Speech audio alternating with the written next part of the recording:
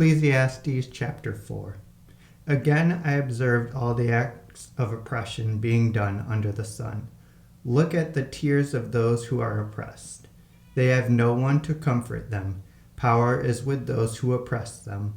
They have no one to comfort them. So I admired the ones who had perished, who have already perished, more than the living who are still alive. But better than either of them is the one who has not yet existed, who has not even seen the evil activities that is done under the sun.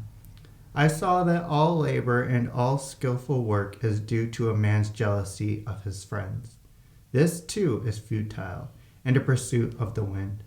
The fool folds his arms and consumes his own flesh. Better one handful with rest than two handfuls with effort and pursuit of the wind.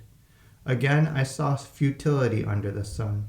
There is a person without a companion, without even a son or a brother, and though there is no end to all his struggles, his eyes are still not content with riches. So who am I struggling for, he asked, and depriving myself from good? This too is futile and a miserable task. Two are better than one because they have good reward for their efforts. For if either falls, his companion can lift him up. But pity the one who falls without understanding to lift him up.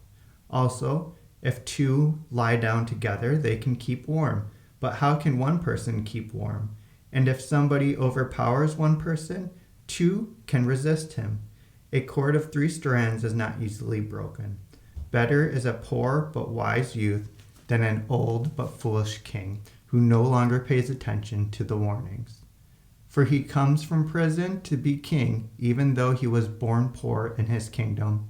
I saw all the living who move about under the sun follow a second youth who succeeds him. There is no limit to all the people who were before them, yet those who came later will not rejoice in him. This too is futile, a foolish pursuit of the wind.